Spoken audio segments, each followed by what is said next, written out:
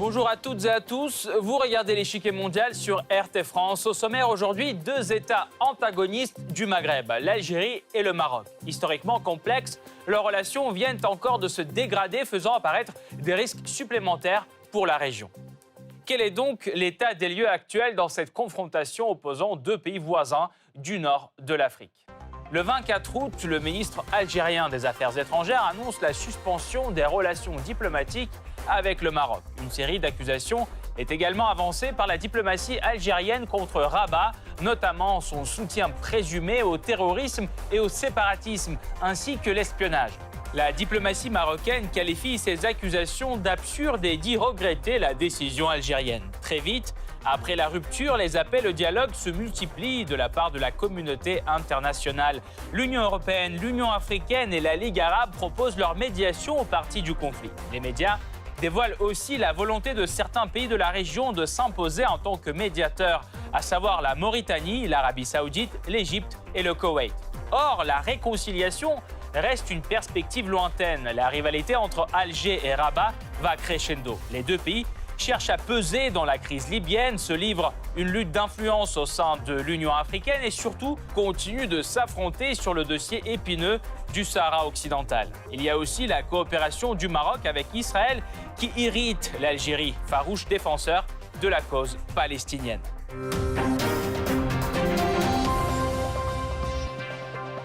Avant de poursuivre, voici une brève présentation de ces deux frères ennemis du Maghreb. C'est le Blitz. Avec une superficie d'un peu moins de 2 400 000 km², dont 85% de désert, l'Algérie est le pays le plus vaste d'Afrique. Son voisin de l'Ouest, le Maroc, est 5 fois plus petit avec un relief plus varié et une large façade atlantique. Leurs populations sont de taille comparable, à l'avantage de l'Algérie, avec environ 44 millions d'habitants contre un peu moins de 37 millions au Maroc. Au niveau économique, l'Algérie se place au 4e rang en Afrique avec un PIB de plus de 145 milliards de dollars. Le Maroc, lui, est 5e avec environ 113 milliards de dollars. République de type présidentiel, l'Algérie est dirigée par Abdelmadjid Tebboune, élu en 2019. Le Maroc, quant à lui, est une monarchie constitutionnelle gouvernée par le roi Mohamed VI qui a succédé à son père en 1999. Au plan extérieur, les deux pays s'efforcent de diversifier leur partenariat, aussi bien avec l'Europe et les États-Unis qu'avec la Russie ou encore la Chine. Au plan régional, Alger est fortement impliqué dans le règlement de la crise du Sahel et en particulier au Mali. Rabat cherche entre autres à étendre son influence en Afrique subsaharienne et noue récemment des liens avec l'État hébreu. Entre l'Algérie et le Maroc, rien ne va plus. La rupture est décidée par Alger qui accuse son voisin de soutenir le terrorisme et de l'espionner. La diplomatie marocaine rejette ces accusations mais dit ne pas être surprise par la décision algérienne car ces derniers temps, la tension ne fait que monter. Il s'agit dans un premier temps de la question du Sahara occidental où l'Algérie continue de soutenir le Front Polisario, mouvement indépendantiste armé. Viennent ensuite se greffer de nombreux autres dossiers régionaux. Les deux pays entreprennent par exemple des tentatives pour médier dans la crise libyenne ou se livrent encore à une lutte d'influence au sein de l'Union africaine. Ce qui irrite surtout Alger, c'est la coopération croissante entre Rabat et Tel Aviv. De son côté, l'Algérie cherche à être médiatrice dans le contentieux du barrage du Nil et exprime sa volonté d'être garant de la paix au Mali. Alors quel risque cette rivalité croissante crée-t-elle pour la stabilité de la région ? Qu'est-ce qui a déclenché la crise actuelle ? Quelles sont les perspectives qui se dessinent pour les relations algéro-marocaines ? Pour répondre à ces questions, nous rejoignons Moussab Hamoudi, chercheur en sciences politiques à l'École des hautes études en sciences sociales. Monsieur Hamoudi, bonjour. Bonjour. Qu'est-ce qui est la cause principale de la rupture des relations entre l'Algérie et le Maroc, selon vous ? Alors, déjà, du côté marocain, il y a toujours le fond de la question du Sahara occidental et du Front Polisario. Alors, il y avait une série d'escalades qui a commencé au niveau des déclarations provocante par le ministère des Affaires étrangères marocain. Puis cette escalade s'est transformée en un jeu, une espèce de ping-pong, donc des déclarations marocaines suivies de déclarations algériennes. Ensuite, ces provocations se sont transformées en hostilités à partir du 14 juillet, c'est 2021, c'est une date qu'on peut retenir, parce que lors d'une réunion des pays non alignés, le Maroc a produit un document officiel faisant valoir le droit des Amazirs kabyles à l'autodétermination, ce qui est quelque chose de complètement inacceptable pour l'Algérie. Et curieuse parce que même le royaume marocain opprime les Amazirs chez lui.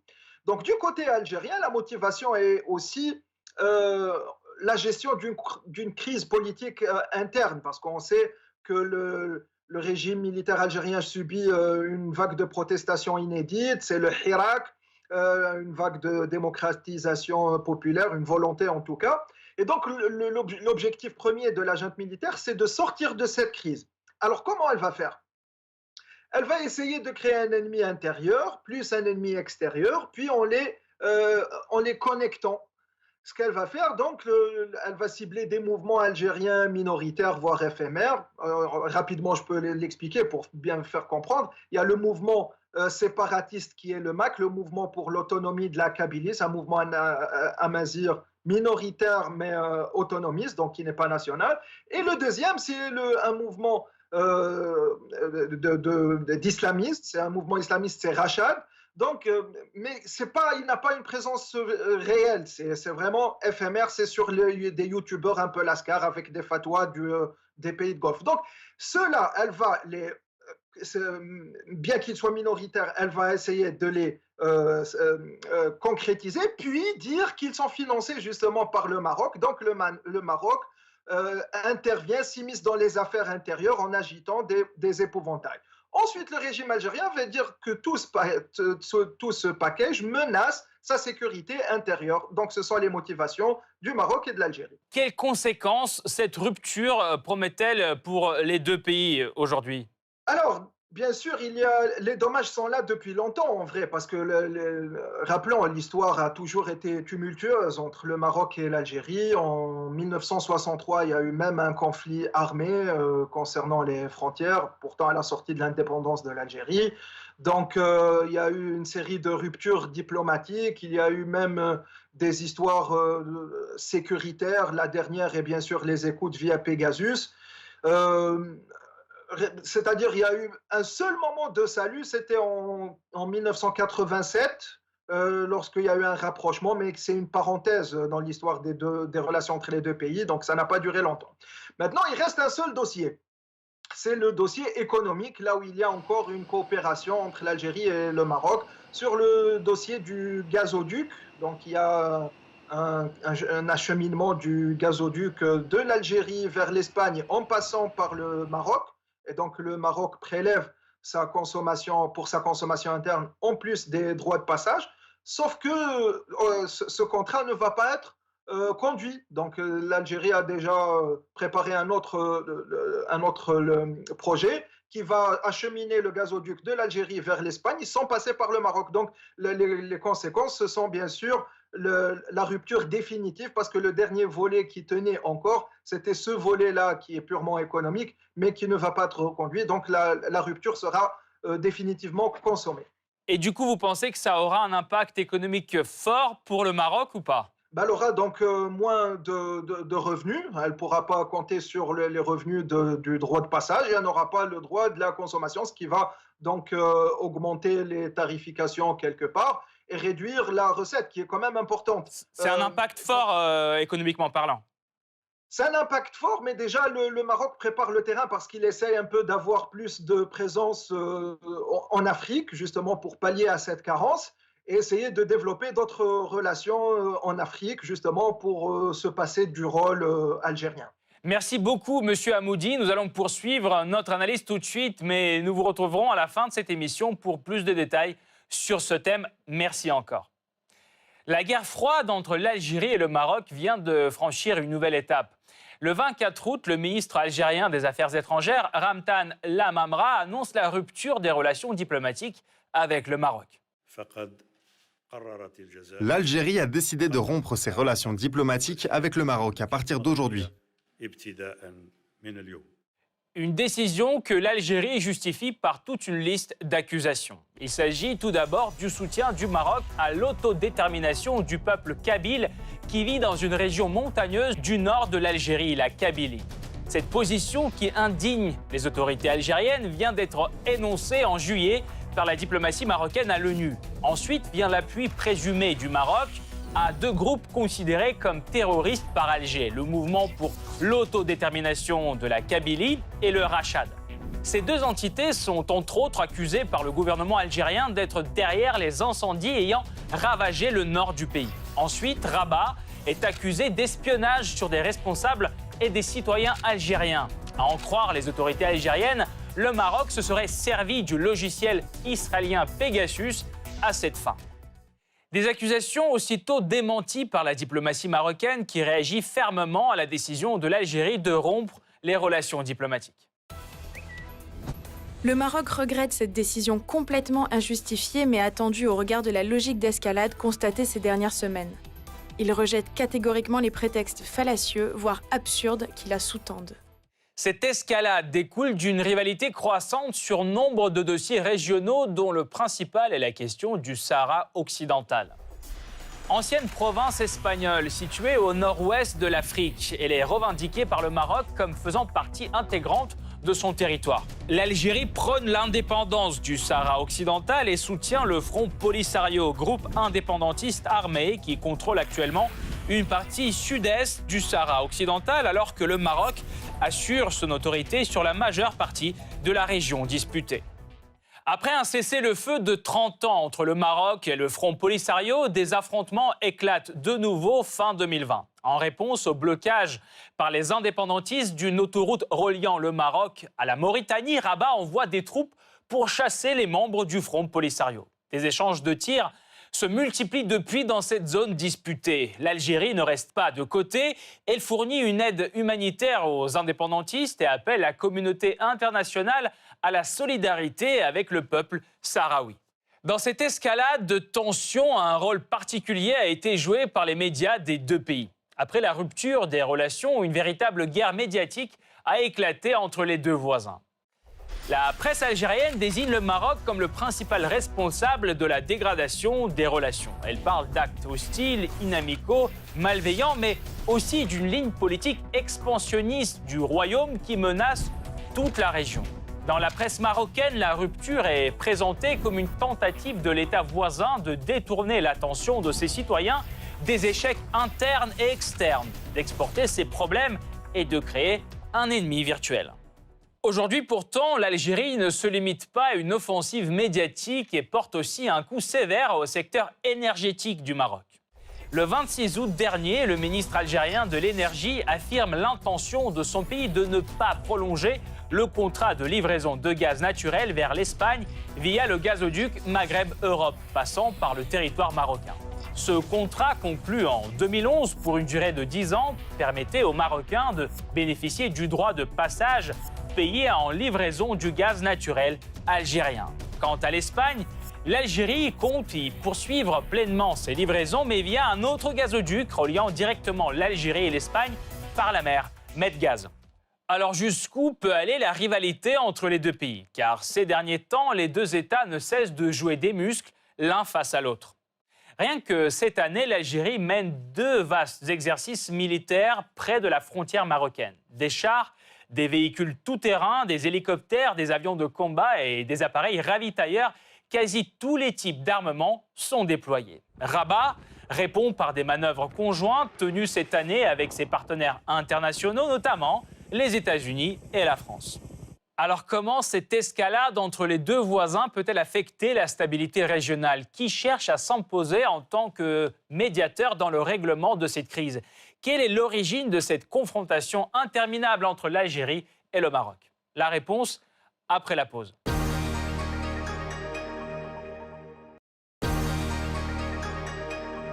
Rivalité dans la région, guerre médiatique et énergétique, la tension est à son comble entre l'Algérie et le Maroc. Cette énième crise entre les deux frères du Maghreb s'inscrit bien dans la continuité de leurs relations bilatérales qui n'ont jamais été simples. Dès la période des indépendances, les relations entre l'Algérie et le Maroc sont difficiles en raison des frontières héritées de la décolonisation. Le royaume chérifien, qui a été protectorat français pendant un peu moins de 50 ans, cherche à partir de 1956 à reconstituer un grand Maroc historique. Il revendique le territoire de la Mauritanie, une partie de l'Algérie et le Sahara occidental, région sous protectorat espagnol depuis la fin du XIXe siècle. Dès l'indépendance en 1962 de l'Algérie, colonie française depuis 130 ans après plusieurs siècles de domination ottomane, le Maroc conteste le tracé des frontières avec son voisin. Les incidents frontaliers se multiplient et une guerre éclate en octobre 1963 au nord-ouest du Sahara algérien. Un cessez-le-feu est déclaré quelques mois plus tard sous la médiation de l'Organisation de l'Unité africaine. Les relations vont peu à peu s'apaiser et en 1972, le président algérien Boumedienne et le roi du Maroc Hassan II signent une convention définissant la frontière commune qui reste inchangée.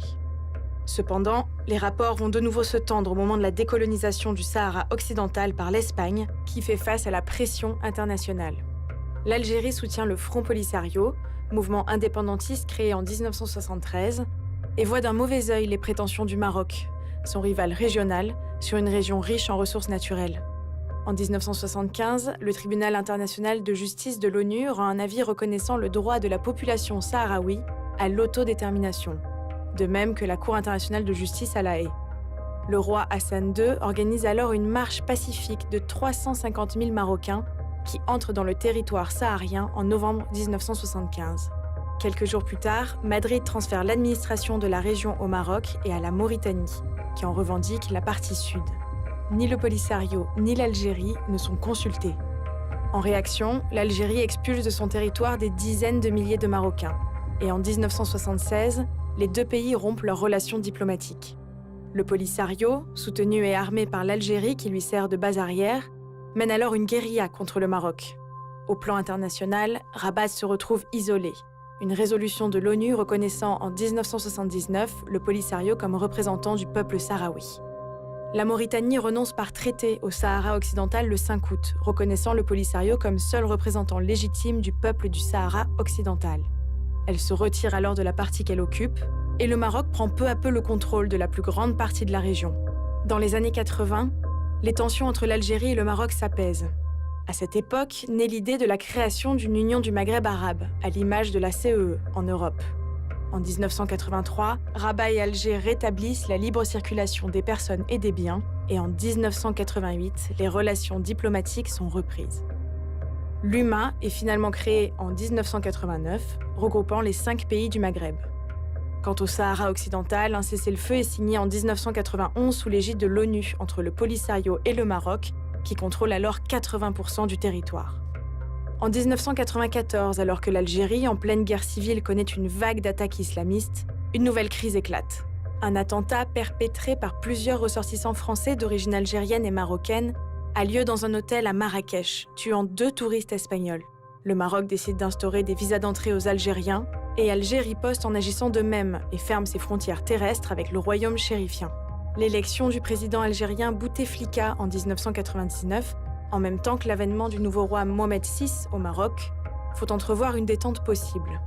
Le régime des visas entre les deux pays est supprimé en 2005, mais les frontières restent fermées. Au cours de la décennie suivante, les relations restent tendues, la question du Sahara occidental restant le principal contentieux. L'organisation du référendum prévu par l'accord de paix de 91 est sans cesse reportée, faute d'accord entre le Polisario et le Maroc sur la composition du corps électoral. Dans le même temps, les dépenses militaires des deux pays augmentent. Plus de 100 milliards de dollars pour Alger entre 2010 et 2020, contre environ 44 milliards pour Rabat. L'année 2020 est marquée par plusieurs succès diplomatiques marocains. L'ouverture de plusieurs consulats de pays africains dans la partie du Sahara occidental contrôlée par Rabat, et la reconnaissance en décembre par les États-Unis de la souveraineté du Maroc sur la région. Les tensions sont ravivées fin 2020 lorsque de nouvelles escarmouches ont lieu entre le Maroc et le Front Polisario. La querelle entre Alger et Rabat arrive sur fond d'escalade régionale, surtout l'épineux dossier du Sahara occidental. Ces derniers temps, le Maroc active sa diplomatie pour obtenir l'ouverture de consulats dans la région contestée. Depuis fin 2019, une vingtaine de pays ont déjà franchi le pas, dont 9 pays africains, et 3 États arabes, y compris des poids lourds comme les Émirats arabes unis, ce qui conforte les revendications marocaines sur le Sahara occidental. Et surtout en décembre 2020, quand cette souveraineté est reconnue officiellement par les États-Unis. Ce qui lui ouvre une nouvelle piste pour s'imposer sur l'échiquier régional.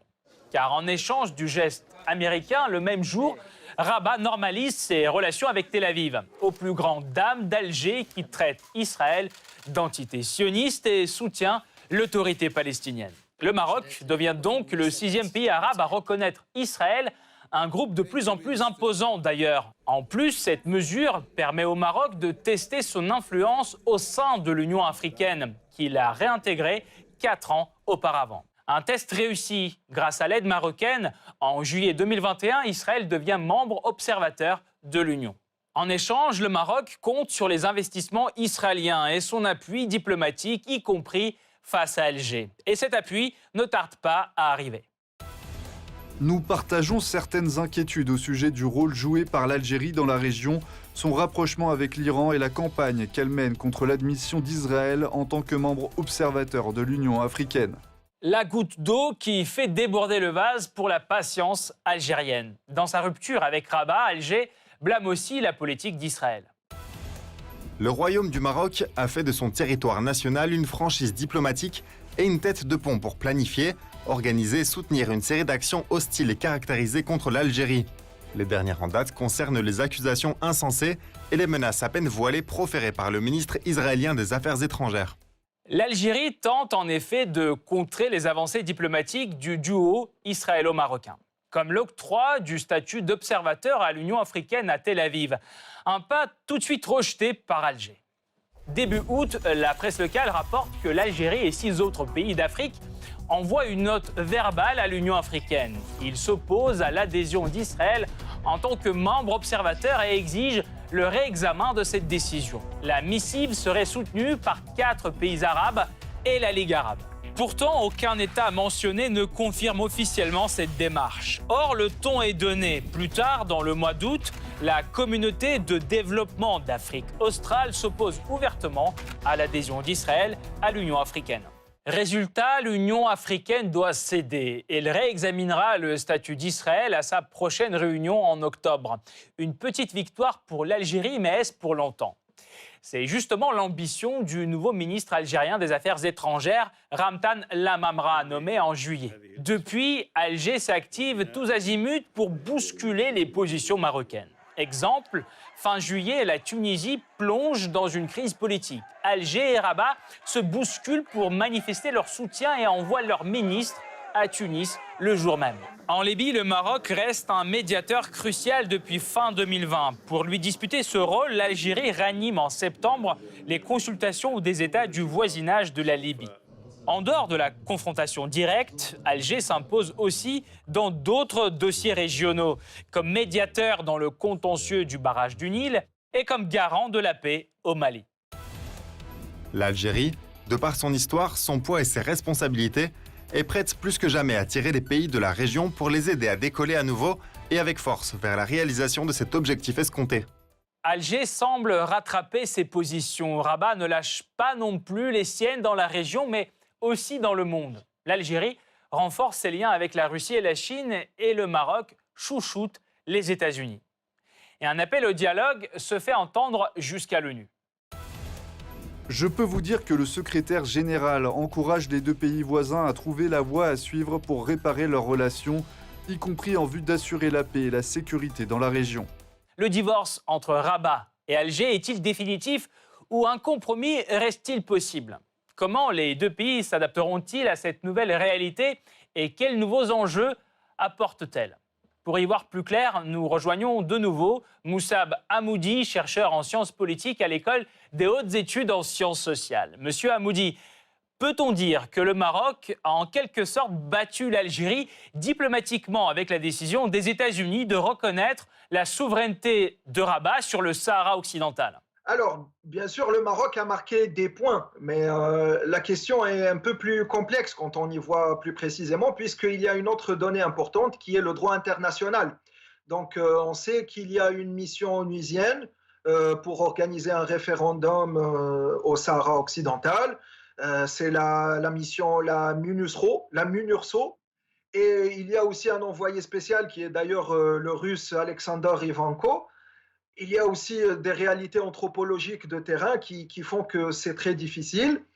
Donc le fameux deal de Trump, qui était la normalisation via les accords d'Abraham, en contrepartie de la reconnaissance de la souveraineté du Maroc sur le Sahara occidental, elle n'instaure pas du moins un fait accompli. Les choses sont un peu plus complexes. Et on va dire que le Maroc a marqué des points, mais ça ne lui permet pas de crier victoire. En termes géostratégiques, quelles seraient les répercussions de la rupture sur la région tout entière? Oui, très bonne question. C'est la fragilisation. Donc, le Nord-Africain devient désormais de plus en plus une zone à risque. En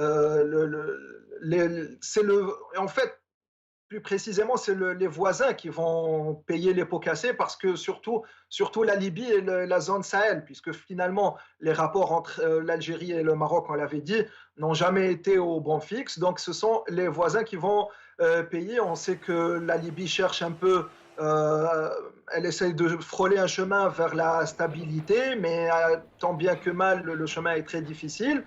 Et pour essayer de réussir, elle doit compter sur ce qu'on appelle le voisinage, donc les pays du nord africain. Sauf que maintenant, pour faire face à la concurrence des puissances internationales, elle ne peut compter ni sur le Maroc, ni sur l'Algérie, ni sur la Tunisie, autant qu'un seul bloc. C'est-à-dire, il n'y a pas de voisinage, ce qui fait que la Libye sera livrée à elle-même, à elle seule. Et donc, elle sera sujet aux pressions internationales, sujet aux rapports de force entre les hégémons et entre les forces moyennes qui essayent d'être plus expansionnistes. Donc ici, bien sûr, la Libye se trouve dans une mauvaise posture. Entre le conflit marocain et libyen, et algérien, c'est la Libye qui paye le prix. Reste aussi le Sahel, parce que le Sahel va s'affaiblir encore plus parce que les données changent, il y a un petit recul français parce qu'à l'échelle, on a vu, il y a eu un retrait de Sahel, mais en fait sous une autre forme, il reste une présence sous une autre forme, mais il y a aussi une présence turque, il y a une potentielle présence russe, donc la zone va être encore une fois dans le flou et elle paye le prix parce que ce sont des régimes fragilisés, ce sont des régimes qui n'ont pas d'assises citoyennes nettes. Merci beaucoup, Monsieur Hamoudi. Je rappelle Moussab Hamoudi, chercheur en sciences politiques à l'École des hautes études en sciences sociales, était aujourd'hui avec nous. Merci encore. Cette partie-là n'est pas encore terminée. La semaine prochaine, une nouvelle partie vous attend avec d'autres pions sur l'échiquier mondial. À bientôt sur RT France.